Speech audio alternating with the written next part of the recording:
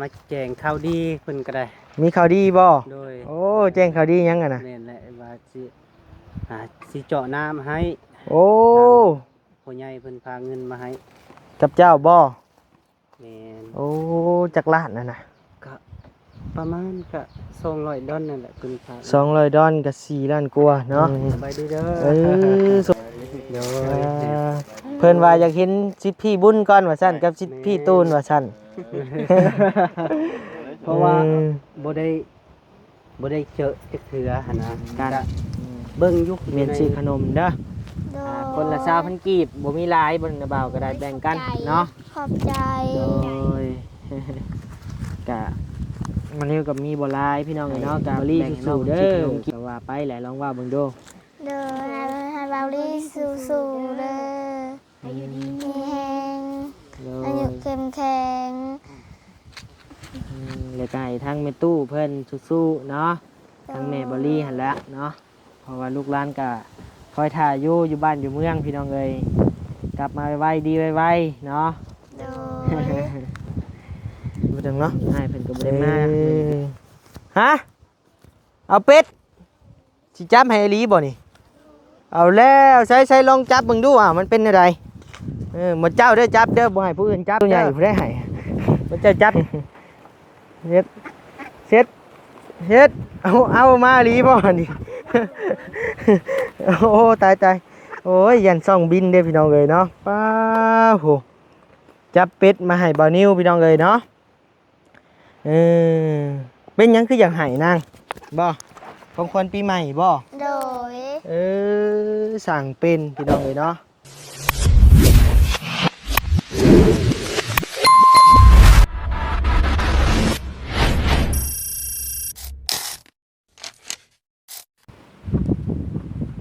เอากราบทักทายสบายดีพ่อแม่พี่น้องเด้อน้อมหมดทุกคู่ทุกคนบอกว่าสิอยู่พังลาวพังไทยและก็ต่างประเทศเด้อพี่น้องเด้อเนาะสวัสดีป้าลุงทุกท่านเด้อพี่น้องเด้อเนาะเปิดคลิปเปิดภาพมาบานนี้ก็อยู่เฮือนอยู่ซ่านน้องอึ่งน้องอ่างเด้อพี่น้องเด้อเนาะน้องอึ่งกับน้องตันเนาะพี่น้องเนาะครอบครัวน้องผู้ที่ได้รับข่าวดีก่อนหน้านี้นั่นแหละพี่น้องเอ้ยเนาะได้รับข่าวดีจากเบาไล่พี่น้องเอ้ยเนาะมามื้อนี้ก็มาแสดงความยินดีน้องๆเพิ่นถือว่าได้รับข่าวดีแรกๆเลยพี่น้องเอ้ยเนาะกะผ้าใหม่ปีใหม่ผ้าใหม่นะพี่น้องเนาะก็เขามาเยี่ยมมายามทั้งน้องๆเพิ่นก่อนเดินทางมากับเบาเหยาวแน่เบาบุญแน่แล้วก็เบาตูนแน่แล้วก็มาพ่อกับเบาแก้วน้ำแน่พี่น้องเลยเนาะทางบันดิวก็ขอกราบทักทายสบายดีอีกเทื่อหนึงเด้อพี่น้องเด้อเนาะพี่น้องเลยเนาะปีใหม่ผ้าใหม่มากกะวิทย์ผ่านมาแล้วพี่น้องเลยเนาะกะทางบันดิวกะมาดำเนินแลนเวียกต่อเนาะพี่น้องเนาะอันที่จริงกับปีใหม่ก็ไปดินใช้ใกล้ดอกพี่น้องเลยเนาะไปบ้านลูกพี่แน่แล้วก็บ้านไอเตียงอะไรพี่น้องเลยเนาะแล้วก็ไปเฮือนเพื่อยอยู่สวรรค์นั่นแหละบันนิวก็ได้เนาะไปหลินไปเที่ยวทั้งใดบันนิวก็ได้เนาะคือว่าแหละพี่น้องเลยเงินคำมันก็บุค่อยหลายก็เลยบ่ได้ไปทางใด ว่าสิพาแม่ไปหลินไปเที่ยวอยู่แต่ว่าเงินคำบ่หลายพี่น้องเลย มีแต่ไปหลินเฮือนเอื้อยแล้วก็เงินไอเตียงนั่นแหละพี่น้องเลยไปนั่งไล่สดโอลมกับ FC มื้อนั่นแหละเนาะไปมอบกระสอบกระเซ้าให้เพื่อนก็เลยมามือนี้วีปีใหม่มาแล้วทางมานิวก็เข้ามาเยี่ยมมายามน้องเพื่อนนะพี่น้องเนาะเป็นอยู่จังใดได้รับข่าวดีใจบ่นะพี่น้องเนาะโดยปะมีแต่เข้าไปพูดแหละนะพี่น้องเนาะโดยปะ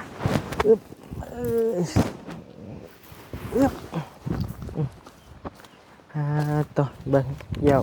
อ้อมมาทางนี้ก่อนพี่น้องเลยตัวป้าบ่แก้วมากับไผบ่แก้วสบายดีเด้อโดยสบายดีปีใหม่เด้ออีนางเด้อมาทางใดไปทางใดบ่แก้วมาหาน้องๆเพิ่นแหละโอ้มาแจ้งข่าวดีเพิ่นก็ได้มีข่าวดีบ่โดยโอ้แจ้งข่าวดีหยังอ่ะนะแม่นแหละว่าสิ สิเจาะน้ำให้ โอ้ พ่อใหญ่เพิ่นพาเงินมาให้ กับเจ้าบ่ แม่น โอ้จักล้านน่ะนะ ก็ประมาณก็200ดอลนั่นแหละเพิ่นพา 200ดอลก็4ล้านกว่าเนาะ เด้อ เอ้ยสมเชยข่าวดีต้อนรับปีใหม่เลยพี่น้องเอ้ยเนาะป้าโธ่ มันถูก4ล้านเท่าใดก็ลืม 200เหรียญบ่มันถึก4ล้าน4ล้าน2แสนนี่แหละประมาณนี้แหละ 4ล้าน2แสนเพราะว่าว่าวที่นี่พัดมีแต่4ล้านแล้วก็สิว่าใหม่อีก อืม ลง ก็บ่เป็นหยังเนาะ เลย พ่อแม่เพิ่นก็เข้าใจอยู่เด้ เด้อ ช่วงนี้ก็เล่นเงินเหรียญมันก็อยากตกแน่เนาะ แน่แหละ มันขึ้นลงอยู่ ขึ้นลง มีแต่เจ้ายังบ่ไปหับเงินบ่ หับมาแล้ว โอ้โดยเจ้าหับมาซำใดก็ซำนั้นแหละบ่แก้วเอ้ยเพิ่นไล่ให้ แม่น เจ้าได้มาเท่าใดจ้ะ ฮะ เจ้าได้หับมาเท่าใด ก็ประมาณนั้นอันแหละ โอ้โดยนั่นแหละเนาะบ่แก้วมั แต่ น ว่าเลขอันทางเบาแก้วก็ยังบ่เข้าใจว่าเลขอันนี้นะครับไปฮับเพื่อเดียว โดยบ่เป็นหยังตามเพิ่นเอาให้แหละเฮาได้มาซำใดก็ตามนั่นแหละ แม่นล่ะ แต่มันบ่หลุด2ล้านแน่นอนเนาะประมาณ แม่ 2ล้านไล่อันตามไว้ก็2ล้านไล่สูงไว้ก็2ล้าน2ล้านเอ็ดประมาณนี้ แม่น ต่อ100เหรียญได้ เพิ่นเอาให้ค่อยก็บ่ได้นับนะเพราะว่าคนก็ไว้ใจคือกัน โดย นับก็คนมันหลายแน่ บ่เป็นหยังบ่แก้วไอ้เนาะได้ไข่หมดแดงมาแต่ทางใดนี่ ก็น้องๆเพิ่นพากให้ โอ้เอาให้เจ้าบ่ แม่น้องเฮ็ดใหม่ได้นี่ได้เออ แล้วก้อยกินเด้เนาะคือแซ่บ เอาเลยได้ ฮะ เอา เอาเลยในได้นี่ เอากินนู่นแหละ เอาเข้าเสือเฮาแล้วบัดนี้ อันเด้ๆให้มันอ เอา อก ออกนี่ก้อยกินเนาะ แม่น ใส่ ก็ มะกอกชมมะกอกอู้ ขาดสุดยอดนั่นแหละ โดย บ้านเราเนาะอาหาร แม่น หายากเลยนี่ หายาก แม่น น้องเพิ่นแบ่งให้เจ้าหมดเลยน้ำใจงามเนาะโอ้ยพี่น้องเอ้ยอันที่จริงน้องเพิ่นก็บ่มีอันสิกินแล้วแต่ว่ายังมีจิตใจอยากแบ่งให้นะพี่น้องเอ้ยเนาะ มีจิตใจแบ่ง ถ้าเฮาบ่รับก็จักสิแนวใดนะเฮาต้องได้รับพี่น้องเอ้ย ให้ครับไปแล้ว แม่น้องเพิ่นมีน้ำใจให้เฮาก็มีน้ำใจให้น้องเพิ่นเออ คือเห็นเจ้าไปอะนะไปหาอาจารย์ลาวบ่ แม่ มือใดอะนะมือวานนี่บ่ แม่นวานนี้ วาน ไปมอบสิทธิ์น้ำใจเล็กน้อยบอกแก้วไว้เนาะผู้เพิ่นเป็นครูบาอาจารย์เฮา แม่เบาแก้วก็อยากไปอยู่ฮักกะมันก็ค่าเวียกกันแหละ โดยบ่เป็นหยังเนาะ ค่วียกแล้วก็ขี่รถจักรแน่ก็มันไกลหั่นน่ะ โดยคันเจ้านั่นคะแนนว่านั่นนี่ก็ทักหาเราก็ได้เราก็มาอยู่ โดยแล้วมาพี่บ่ แม่มื้อนี้เราก็อยู่เฮือนไฟฟ้าที่บ่ ก็อยากสิทักหาเราอยู่ โดย นี่ เฮาก็บ่มีหยังหลายมอบกระเช้าให้เพิ่นเล็กน้อยเนาะสิทธิ์น้ำใจ โดยแม่นและ กับลูก ซ้ำเฮามีหั่น โดยกับประธานลีเฮาแหละ โดยประธานลี่เพิ่นก็ยังนะก็ ยังว่าเจ้าก็ ยัง เอ ก็ อ ยังสิก็ไปเพิ่นอยู่ในนึง โดย ไป ปีใหม่ผ้าใหม่เนาะ แม่น ทางลูกศิษย์เฮาก็ยึดตามหน้าที่ลูกศิษย์เฮา โดยแม่นแหละ เออ แล้วก็อันได้เจอกันนำลาวก็สิเว้าหน่อยหนึงเนาะ โดย มีแต่จังซั่นล่ะคนก็สิไปหาน้องๆเพิ่นอยู่รูมมันที่ว่าเจ้าคุยนำ โดยเจ้าจะไปทางใด ลง ลงนี่บ่ แม่น มื้อนี้ก็ว่า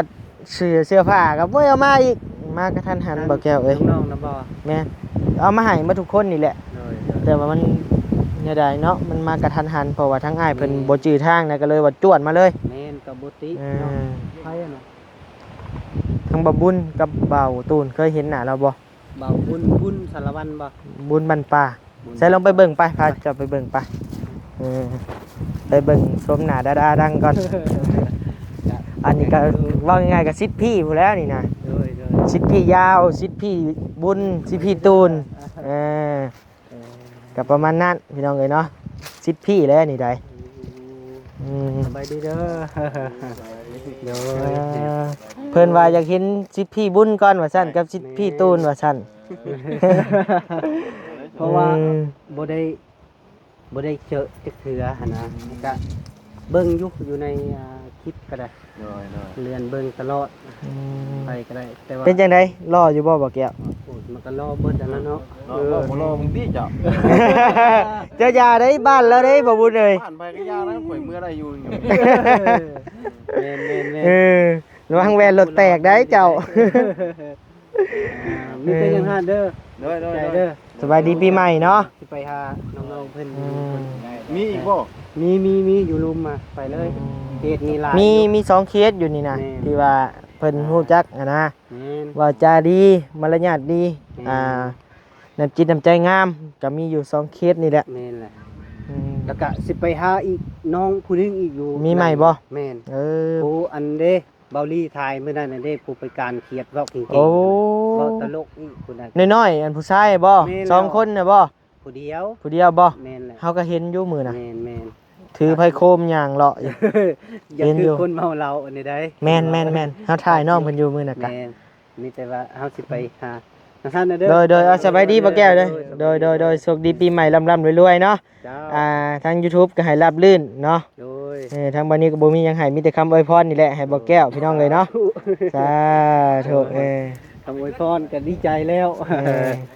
สบายดีเด้อสิพี่เด้อ โดยสบายดีเด้อ แว่นตาดำปันเลแบนเนาะ สบายดี เออ และเจ้าน้องเพิ่นพุ่นแหละว่าบุญนี้เคยมา โดยเจ้ามาครั้งแรกเลยเนาะ นี่นะหาก็มาเห็นนี่นะ โดยเอาโอเคเดี๋ยวขับไปหาน้องๆเหมือนกันเด้อเนาะร่ำรวยปีใหม่เด้อเด้อโดย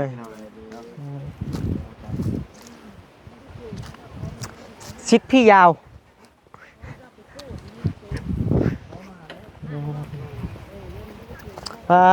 ฐานังต้อนหับเลยเนาะนี่เนาะสบายดีโดยเอ้าอันนี้ผู้ใดอันนี้ผู้ทางกลางนี่พ่อบ่นางหาแต่เห็นครั้งแรกได้บ่นิวก็ได้เนาะโดยอันนี้เนาะพอจะเนาะ โดย เออ เออไอ้ลืมนางเอ้ยว่าสิซื้อซีนไม่โตซีมลองเบิ่งแบบว่าบ่ได้ซื้อซับขอโทษเด้ออีนางเด้อ โดย ว่าสิซื้อมาต้อนปีใหม่อยู่แต่ลืมเพราะว่าทางอ้ายๆเพิ่นลงทางนะก็เลยว่าเผามาอื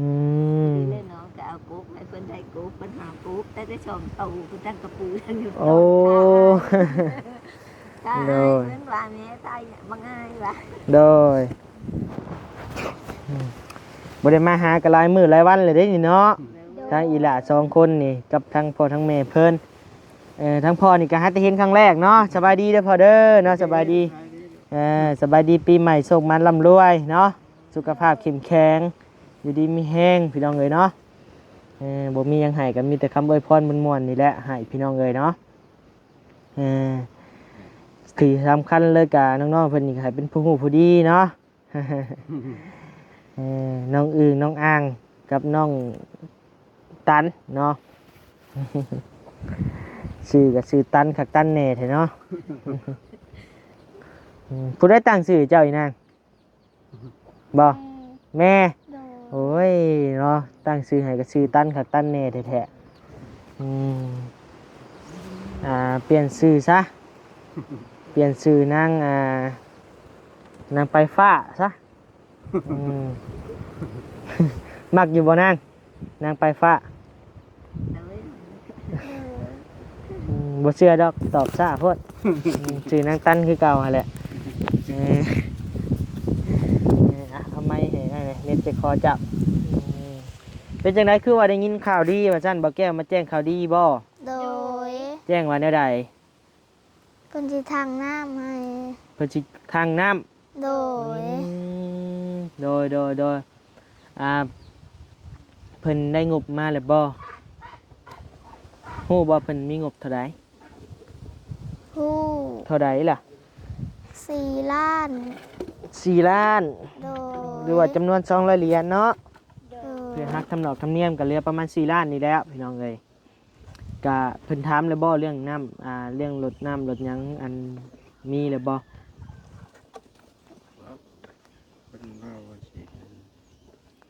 บ่จัก บ่จัก โดย เพิ่นยังไม่บอกติในบ้านนี่มีบ่สลดจอน้ำ บ่มี มีแต่หาทางนอกพุ่นแหล้วเนาะเข้ามาเนาะ โด ป้าย เป็ดคือมาใหญ่แท้อันน่ะเป็ดเจ้าบ่อยนาง โดย ห่วยไอ้ขอเมื่อกินดีกว่าอืม ได้ ได้บ่ โดย เออได้เลยจับมาแล้วแหละเจียวเมื่อเหม็นกินปีใหม่ โดย ถามพ่อถามแม่มึงดูเราให้บ่นะถามมึงดูถามมึงดู ให้ว่า เอาแล้ว ให้บ่เออ จับมาไอ้เราแล้ว พี่น้องเลยเนาะคอยังกระหายพี่น้องเลยเนาะคอจะมืออยู่น้ำได้บ่อีนางบ่น้องตันถามพ่อถามแม่มึงดูได้บ่ ให้ว่าค่ะ คือสิบ่ได้ได้เสย เจ้าจากเมื่อบ่เจ้าจากเมื่ออยู่น้ำบ่าวอยู่บ่หึไปบ่ไปเป็นแม่ค้าขายขนมบ่ เออ ยังบ่ พี่ ลื น้อ ม งเลยแม่นแล้วเนาะ ลืมหลายคือจะเยอะอายอย่างมือนะยันตีป้องนั่นแหละ แม่นคือน้องสายฟ้าน่ะแอวเมื่อน้ำตลอดพี่น้องเลยนอนอยู่ใช่ก็นอนนะป้านอนอยู่หน้าบ้านก็สินอนว่าซั่นอยากเมื่อน้ำว่ะน้องสายฟ้า แต่ยังบ่ทันได้เอาเมื่อจักเทื่อพี่น้องเลยเป็นจังใดปีใหม่พาใหม่อยู่ดีมีแห้งเบิดบ่ โดย พากันเขาดาวอยู่ไสมือปีใหม่ ไม่ได้เขา นอน โดย มิดชิลี โดย บ่ได้พากันนั่งลิ้นกันบ่ บอ ได้ยินอยู่บอกเสียงเขาจุดบังกระโพกอยู่เนาะ บลังยิน มิดจิลีคือการอีกในบ้านนี่เพิ่นก็บ่ได้ลิ้นบ่ได้กินบ่ บอ เนาะพี่น้องเอ้ยมันคือฮู้เลยพี่น้องเอ้ยมันอยู่ป่าอยู่ดอนพี่น้องเอ้ยเนาะสิฮู้พี่สั่งเด้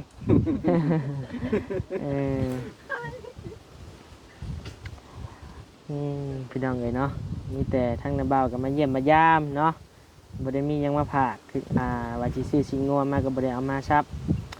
บ่ทันคือบ่ทันพี่น้องเอ้ยเนาะ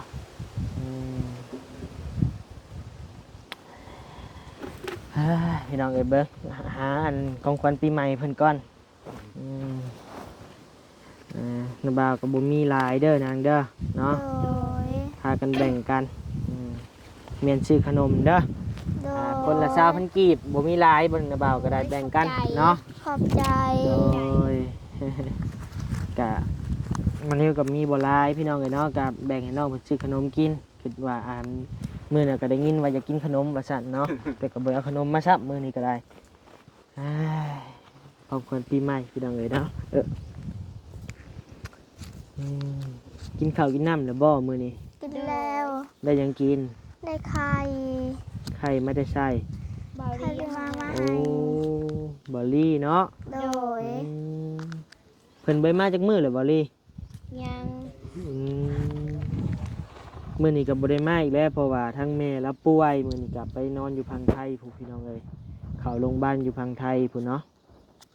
ก็มีแต่ปีใหม่พาใหม่ก็ทั้งบอลลี่บ่เตียงก็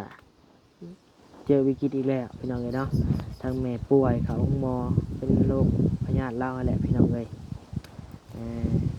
อยากฝากกำลังใจให้บอลลี่อยู่บ่ โดย เอาลองว่าเบิ่งดูฝากกำลังใจแล้วเบิ่งดูว่าให้บอลลี่สู้ๆเด้อก็ว่าไปแหละลองว่าเบิ่งดู โดยให้เบาลี่สู้ๆเลยอายุดีมีแหง โด อายุ ย เข้มแข็ง แล้วก็ให้ทั้งแม่ตู้เพิ่นสู้ๆเนาะทั้งแม่บอลลี่หั่นละเนาะเพราะว่าลูกหลานก็คอยถ่ายอยู่บ้านอยู่เมืองพี่น้องเอ้ยกลับมาไวๆดีไวๆเนาะ โดย ให้เพิ่นก็บ่ได้มามื้อนี้พี่น้องเอ้ยเนาะถามไปหมุกตีบ่เพราะว่าบ่เตียงพาไปแต่เช้าพุ่นแม่ตู้ก็ได้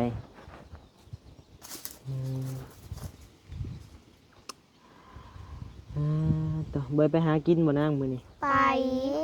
ไปหาหยัง หากระปู โดยคือว่าเห็นไปแย่ไข่หมดแดงไปเห็นแย่อยู่ไสอ่ะนะ บ่อะไรเงี้ เอ้าใครเอาให้บ่แก้วซะ บ่จักบ่จัก เอาแล้วคิดว่าหมดเจ้าได้เอาให้ คิดว่าหมดเจ้าเอาให้บ่แก้วคือว่าหมดเจ้าไปแย่มา อืมพี่น้องเอ้ยมื้อน่ะก็ได้รับข่าวดีจากบ่ไล่บ่ โดย ได้เท่าใดมื้อน่ะบ่ไล่เอาให้บ่ไล่มาแจ้งข่าวดีได้เท่าใด ได้3 ล้าน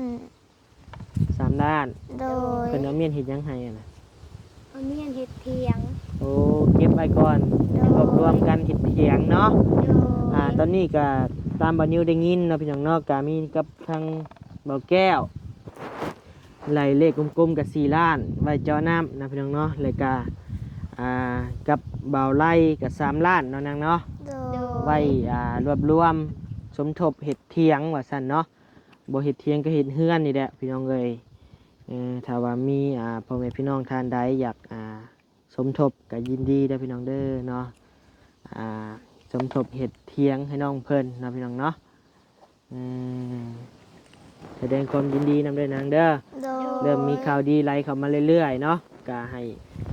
ปีใหม่พาใหม่ก็ให้มีข่าวดีมาเรื่อยๆเนาะนางเอ้ย โดย ทางง่ายก็อยากให้เจ้าหมดเจ้าได้อยากให้หมดเจ้ามีเงินอยู่ที่พักอาศัยงามๆคือหมู่คือคู่เนาะ โด มี ย ชีวิตที่ดีได้ทำได้เฮียนจังได้กันสู้ๆขอให้ข่าวดีไหลมาเทมาไวๆเนาะ ทั้งพ่อไว้ไปเฮ็ดเวียกบ่มื้อนี้ บ่ได้ไป ทั้งพ่อนี่อายุจักปีแล้ว บอมปลายเลย 30ปลาย 37 18วัน โอ้37 18ทั้งแม่ได้จ้ะ ก็จื้ออยู่พี่เจ้า ประมาณฮอดบ่40 ปุ้นแล้วแม่สิได้แม่ก่อนพอได้ แม่ก่อนพ่อ โดย โดยเอาเด้อฉันน่ะนะบ่าวสิได้ไปป้าก่อนนะบัดนี้ได้เดี๋ยวมื้อหน้าจะสิเข้ามาเยี่ยมใหม่เนาะ โดย โดยก็คือมาโดยคักโดยแหน่ถ้าโดยพร้อมกันคักแท้นัดกันมาบ่เสือกับเสือสีแดงคือกันพี่น้องเอ้ยบ่เจ้าก็หาปลาเป็นอยู่บ่นาง บ่ บ่เป็นบ่ โดย คิดว่าหาปลาก็เป็นมื้อแรงกินข้าวกับหยังมื้อแรงได้หยังกิน เอากระปู กระปูอีกแหละ โดย กินแต่กระปูเนาะ เห็นได้กินกระปู ปน ป่นคือเก่า โดย หมักป่นเนาะหมดเจ้าเนาะ โดย กันปิ้งรสสิบ่พอกันกินเนาะ โดย